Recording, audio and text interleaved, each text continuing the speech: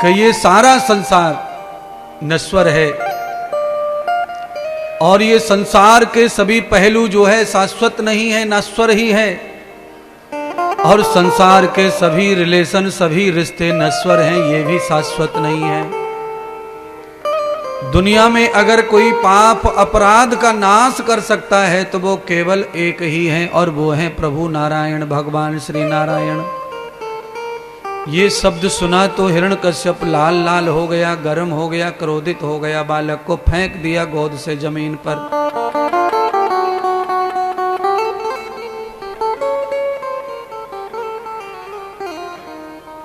क्रोध में आकर के संड और मर्ग के पास पहुंचा।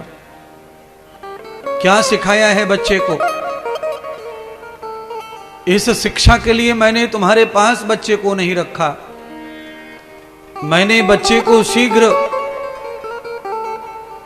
मां की मोह माया से भी दूर करके हिंसा करके तुम्हारे पास भेजा कि तुम उसे शीघ्र विरोधी बना देंगे भगवान का।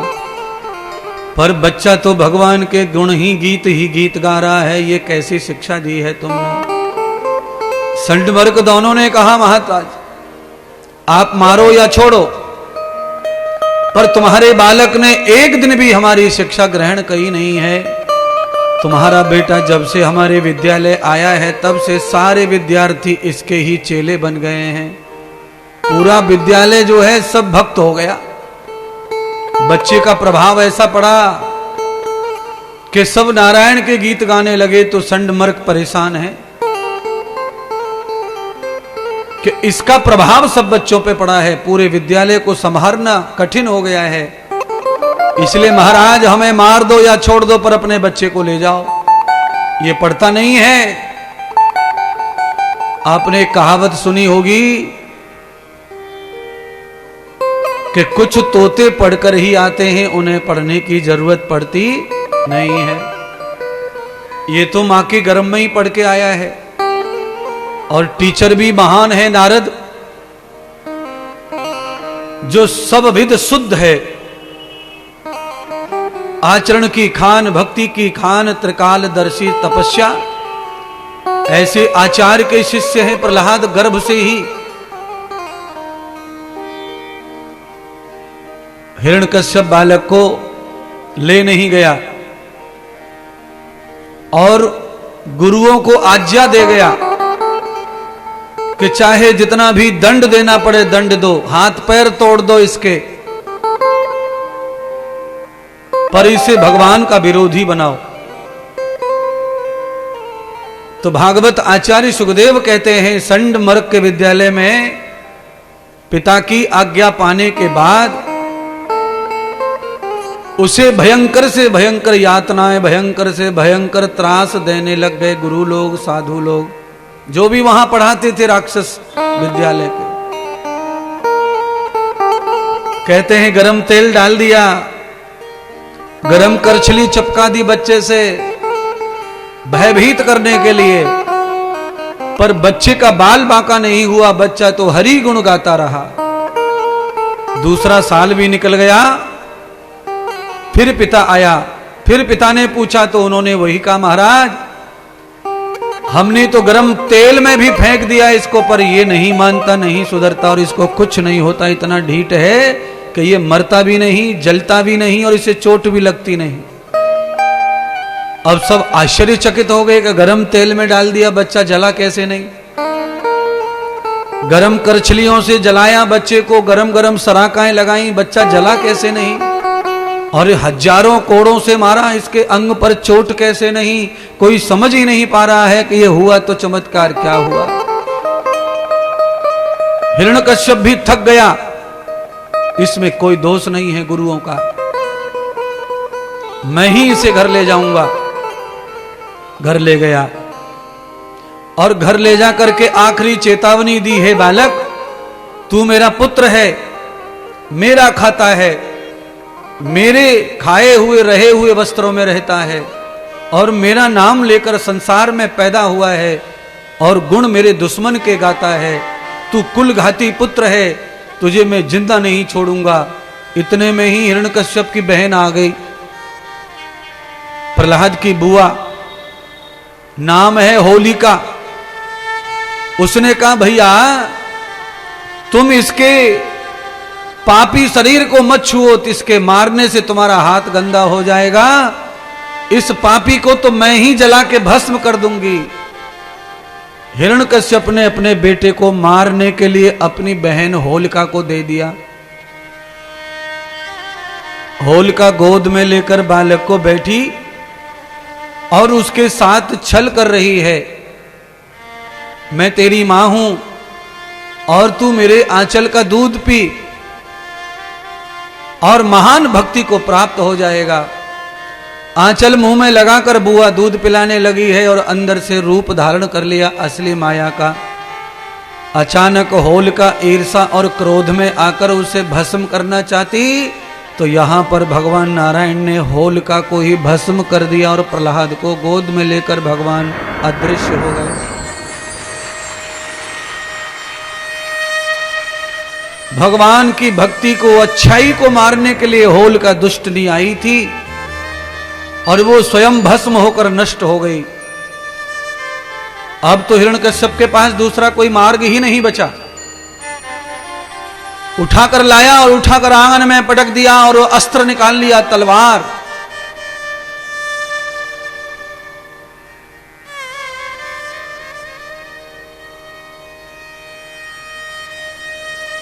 और अस्त्र उछाल कर कहा, मूर्ख, तेरे पास एक पल बचा है मरने के लिए और दूसरे क्षण में तू मर जाएगा मेरी तलवार से। जिस नारायण का तू जाप कर रहा है, भरोसा कर रहा है, उसे बुला ले। प्रहलाद कहने लगे, पिताश्री उन्हें बुलाने की जरूरत नहीं है, वो तो सब जगह मौजूद हैं। वो तो जहां जरूरत पड़ती है वहां अपने भक्त के कल्याण के लिए प्रकट हो जाते हैं। आपकी तलवार में है, आपके महल में है और इन खम्भों में है, इन छत में है, धरती आकाश पाताल चराचर में सब जगह मेरा नारायण समा हुआ है। हिरण्यकश्यप का समय समाप्त होने वाला है, इसलिए बुद्धि काम नहीं कर रही।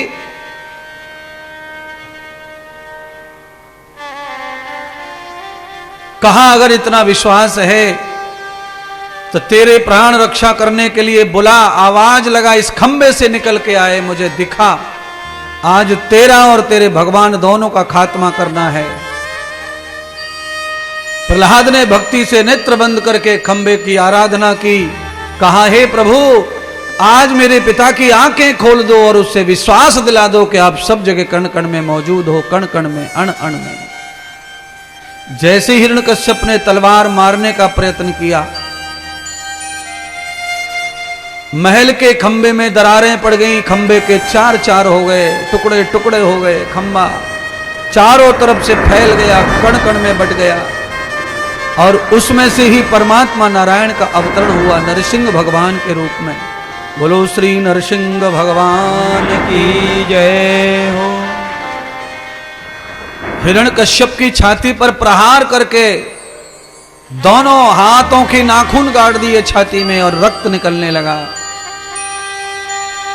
प्राणों को ग्रहण कर लिया परमात्मा ने और नरसिंह भगवान उपदेश करने लगे, हे हिरण्यकश्यप, ब्रह्मा जी के वरदान के कारण मुझे ये रूप लेना पड़ा है।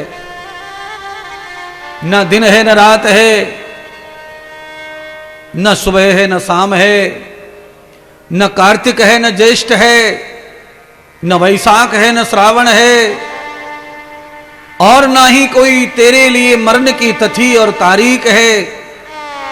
मैं नरसिंह हूं, मैंने तुझे मारने के लिए इंतजार किया है 3 वर्ष लगातार और आज तुझे मारने के लिए मैंने अधिक मास पैदा किया है। तेरे जैसे पाप को मारने के लिए अधिक मास का अवतरण हुआ और उस अधिक मास को पैदा करके भगवान ने हिरण्यकश्यप राक्षस को समाप्त कर दिया और प्रहलाद को गोद में लेकर प्रभु प्रेम करने लगे, उसे चुम्बन करने लगे और बच्चे को नरसिंह गीता का उपदेश करने लगे।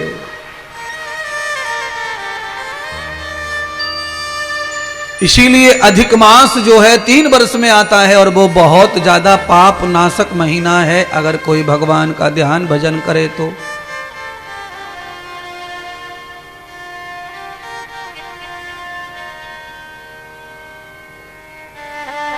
आप सब लोगों के लिए है महीना, सब लोग कैसे भी करके उस महीने का लाभ लीजिए, आनंद लीजिए। प्रहलाद को भगवान ने वरदान दिया कि इस गद्दी पर तुम राजा बनो और तुम विवाह करके संतान उत्पन्न करके, तुम्हारी भक्ति से इतना प्रसन्न हूं मैं कि तुम्हारी 3 पीढ़ियों में अब कोई राक्षस पैदा नहीं होगा, और तुम्हारी 3री पीढ़ी में मैं तुम्हारे पोते के यहां फिर से आऊंगा। अब तुम्हारे यहां ऐसे बालक पैदा होंगे जो राक्षस कुल में तो पैदा होंगे, पर देवता भी उनकी तरह धर्मात्मा और पुण्यात्मा नहीं बनेंगे। ऐसा वरदान देकर नरसिंह भगवान अपनी लीला संपन्न करके धाम वापस चले गए। नरसिंह भगवान का कृपा पात्र भक्त प्रहलाद आसन पर बैठकर विवाह करके पुत्र को जन्म दिया। प्रहलाद के पुत्र के रूप में विरेचन का जन्म हुआ, और उनके घर में फिर विरेचन के घर में राजा बलि का जन्म हुआ। राजा बलि ने शुक्राचार्य जी को गुरु बनाया। बचपन से ही राजा बलि बहुत दानी, बहुत यज्ञ करता थे, क्योंकि शुक्राचार्य ने राजा बलि को यह ज्ञान दिया था बचपन से कि अगर तुमको देवताओं को जीतना है और स्वर्ग का राजा इंद्र बनना है तो यज्ञ करो, यज्ञ करो, यज्ञ करो, यज्ञ करो, क्योंकि तुम्हें फल स्वरूप ही स्वर्ग मिलेगा। तुम्हें पिता के बंटवारे में स्वर्ग प्राप्त नहीं हुआ है, उस स्वर्ग पर जाना है तो यज्ञ ही एक साधन है, दान ही एक साधन है जो तुम्हें स्वर्ग में ले जा सकता है, इंद्र आसन पर बिठा सकता है। शुक्राचार्य ने यह ज्ञान क्यों दिया था उसको? तो यहां एक और कथा सुनाई सुखदेव ने राजा परीक्षित को शंका समाधान करने के लिए। कहा, राजन, समुद्र का मंथन हुआ और समुद्र मंथन में अनेक उपहार निकले। उन अनेक उपहारों में से एक परम उपहार था अमृत कलश। उस अमृत के ऊपर दोनों का अधिकार समान, राक्षसों का भी और देवताओं का, क्योंकि दोनों ने मिलकर मंथन किया। पर भगवान विष्णु, भगवान ब्रह्मा और महेश तीनों ने मीटिंग की, आपातकालीन बैठक बुलाकर यह निश्चय किया कि अमृत भले ही दोनों के पुरुषार्थ से प्रकट हुआ है, पर अमृत अगर राक्षसों को पिला दिया जाए, हिस्सा दिया जाए, तो अमृत पीकर ये अमर हो गए तो फिर ये धरती को, समाज को टिकने नहीं देंगे, ये बर्बाद कर देंगे। क्यों? विद्या, बल, पद, सम्मान और पैतृक संपत्ति अगर किसी दुष्ट बुद्धि को प्राप्त हो जाती है तो उसका वो दुरुपयोग ही करता है, उसका सदुपयोग कर सकता नहीं है। इसीलिए कोई एमएलए, एमपी, मंत्री बन जाए और बुद्धि का हो दुष्ट तो वो आतंक मचा देगा पूरा। कोई आईएएस आदि बन जाए और बुद्धि का हो दुष्ट, आतंक मचा देगा। और किसी को करोड़ों की संपत्ति पिता माता की मिल जाए और बुद्धि का हो दुष्ट, आतंक मचा देगा। इसीलिए कहावत है कि पूत कपूत तो का धन संचय, और पूत सपूत तो का धन संचय। सपूत के लिए धन की जरूरत नहीं है, और कपूत के धन काम कभी काम नहीं आता है। भागवत में पुत्र की भावना से भगवान से जिद करके पुत्र मांगा आत्मदेव ब्राह्मण ने, और पुत्र कपूत पैदा हो गया। तो आधे ही जीवन में घर बार छोड़ के आत्मदेव को भागना पड़ा पुत्र की करतूत के कारण, और मां को तो कुआं में कूद के मरना पड़ा। आज कलयुग आए हुए 5200 वर्ष पूरे हो गए। अब आपको यह ध्यान रखना है कि 5000 वर्षों में ही 80% कपूत ही कपूत दिख रहे हैं घर में। अब सपूत का कोई दर्शन होता नहीं है महाराज। ये 4 किताब पढ़ के डिग्री लेकर नौकरी लग जाना कपूत ही है, सपूत नहीं है वो। सपूत उसे कहते हैं जिसे माता पिता के धन का वैभव का लालच नहीं है। जो माता पिता के धन और वैभव को बढ़ाने का लालच रखता है, उनकी सेवा संरचना सम्मान का लालच रखता है, वो सपूत है। जो माता पिता के धन के ऊपर काँव काँव काँव काँव काँव काँव करता है, वो कपूत है, कौआ है, कौआ है।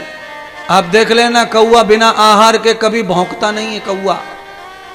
कौए को कहीं कुछ हड्डी फड्डी दिखेगी तो उड़ते उड़ते ही काँव काँव काँव काँव काँव काँव चक्कर लगाता है। ऐसे ही औलाद को भी पहचान लो।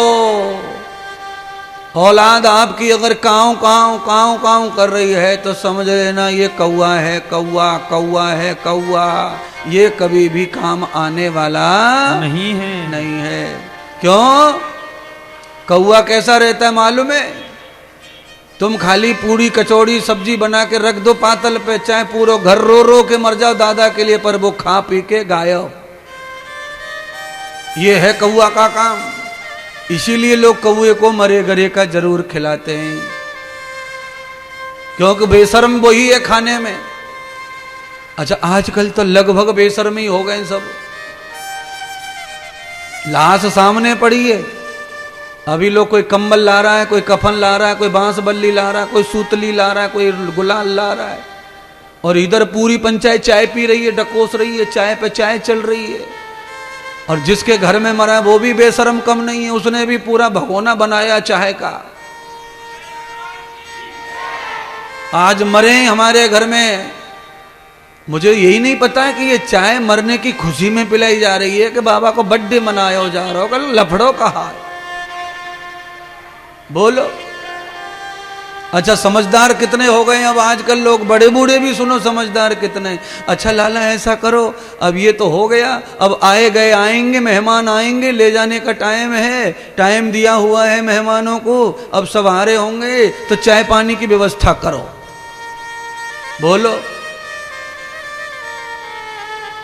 चाय पानी की व्यवस्था मरने में करो।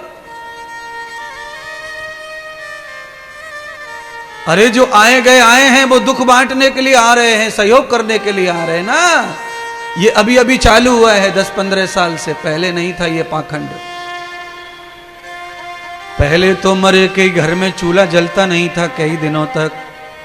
हाँ जी, आप में से कोई बुजुर्ग ऐसे हैं जिन्होंने ये देखा हो कि जिसके घर मर गया उसके यहाँ चूल्हा नहीं जलता? अरे महाराज, कई महात्मा बुजुर्ग ऐसे दिख रहे हैं पांडाल में जो मुझसे डबल उम्र के हैं। मैंने तो खुद ये देखा है, जिसके घर कोई मर जाता था उसके घर चूल्हा नहीं, रोटी नहीं, चाय नहीं, पानी नहीं, उसके घर रोटी पानी बाहर से आता था। बिल्कुल ये सच। और अब तो महाराज वहीं चाय पानी, सब नाश्ता पानी, खा के जाओ, पी के जाओ, खा के जाओ, पी के जाओ। कहने का अर्थ है कि मरने का दुख बहुत कम हो गया है, ये कहना चाहता हूं। अब तो ऐसा लगता है कि मरने की खुशी है, शायद निपट गया, अच्छा हो गया, बीमारी कट गई। लो मीठा मुंह करो, चाय पियो, आगे बढ़ो।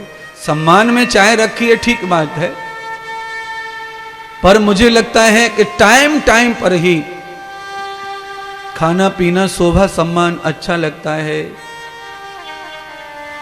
सदगुरु भगवान सुखदेव राजा परीक्षित को कहने लगे, राजन आज विश्वमोहिनी अवतार लेकर भगवान विष्णु ने सब देवताओं को अमृत पिला दिया। वहां पर राजा बलि भी आए थे अमृत लेने, पर उनका नंबर नहीं आया। तो एक राक्षस चतुराई से अमृत ग्रहण कर गया, चंद्रमा की बगल में बैठ करके, उसका नाम है राहु। और जब राहु ने अमृत ले लिया अपनी अंजलि में और पी लिया, उसके बाद भगवान को पता चला कि राहु ने अमृत पी लिया है धोखे से, तो चक्र से उसकी गर्दन काट दी, तो केतु बन गया। राहु केतु के दो भाग हो गए और चंद्रमा की बगल में था। अब वो मर नहीं सकता था, इसलिए गर्दन कट के भी लाभ नहीं हुआ। और देवताओं में उसकी सवार हो गई, पर देवताओं में गिनती होके भी वो आज तक लोगों को तकलीफ ही देता रहता है। केवल अमृत पीने से कोई देवता बन जाएगा ये नहीं है। भागवत कह रही है कि अमृत उसी को ही देवता रखता है जो विचारों से पहले से ही देवता है, तो देवता बने रहते हैं। जो विचारों से राक्षस है वह अमृत पी के भी देवता बन नहीं पाया राहु। देव राजा बलि को अमृत नहीं मिला, तब शुक्राचार्य ने कहा कि नहीं मिला तो नहीं मिला, चिंता मत करो, तुम यज्ञ करो और इतने यज्ञ करो, इतने यज्ञ करो, इतना पुरुषार्थ कर दो, इतना पुण्य कर लो कि स्वयं विष्णु ही तुम्हें इंद्र बना देगा, क्योंकि यज्ञ विष्णु का ही रूप है और स्वयं साक्षात कृष्ण का रूप यज्ञ है। इसको इतना संख्या में कर डालो कि तुम्हें इंद्र की गद्दी प्राप्त ही होगी। तब राजा बलि ने यज्ञ पे यज्ञ किए, तो राजा बलि यज्ञ के प्रताप से स्वर्ग के आसन इंद्र की गद्दी पर बैठ गए, राजा बन गए स्वर्ग के। फिर इंद्र कहां गया? तो कहते हैं इंद्र को माता पिता की संपत्ति मिलने के कारण इंद्र आदि सभी जो देवता थे वो सब आलसी प्रमादी हो गए थे, भोगी हो गए थे। सुख का इतना भोग पड़ गया, सुख का इतना लालच पड़ गया, बड़े होने का इतना भोग पड़ गया, नौकर चाकरों का इतना आदत हो गया कि उनका पुरुषार्थ ही खत्म हो गया। और जब पुरुषार्थ खत्म हुआ तो उनके पुण्य नष्ट हो गए, और पुण्य नष्ट हो गए तो वो स्वर्ग से पतित हो गए। इंद्र का आसन खत्म हो गया, कुबेर का खजाना खत्म हो गया, वरुण का जल खत्म हो गया, ये सारी संपत्ति नष्ट हो गई महाराज। आज की कथा का हेडिंग क्या था? मैंने कहा कि सदैव दिन किसी के एक जैसे नहीं रहते हैं। आज वरुण देवता का जल नहीं रहा, कुबेर का खजाना नहीं रहा, इंद्र का सिंहासन नहीं रहा, भारत के राजाओं के रजवाड़े नहीं रहे, उनके महल नहीं रहे, और झोपड़ी वालों के महल हो गए। महल वाले झोपड़ी से भी ज्यादा परेशान चल रहे महाराज। समय बदलने में देर लगती नहीं है महाराज, है? देख लो, साक्षातम किम प्रमाणम। बड़े बड़े धनवान, बड़े बड़े पैसे वाले लटक गए। टाटा, बिरला, अंबानी, कोई प्रधानमंत्री बना नहीं। देखो, चाय बेचने वाला प्रधानमंत्री बन गया है। क्यों? आदमी बड़ा हो जाए, धन कितना भी हो जाए, कुबेर का खजाना खत्म हो गया, कुबेर को सिंहासन छिन गया।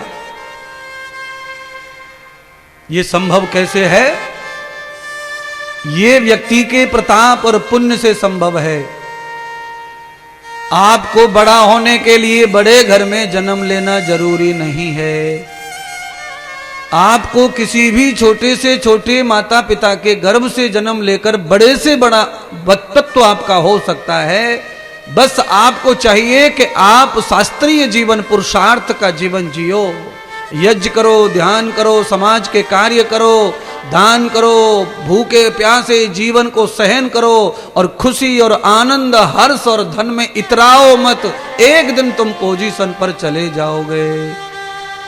धन आने पर इतराना और धन जाने पर परेशान होना, ये दोनों ही नादानी है। सुख आए तो इतराओ मत और दुख आए तो घबराओ मत। आप राजा बनेंगे, आगे चल करके महान व्यक्तित्व आपका होगा।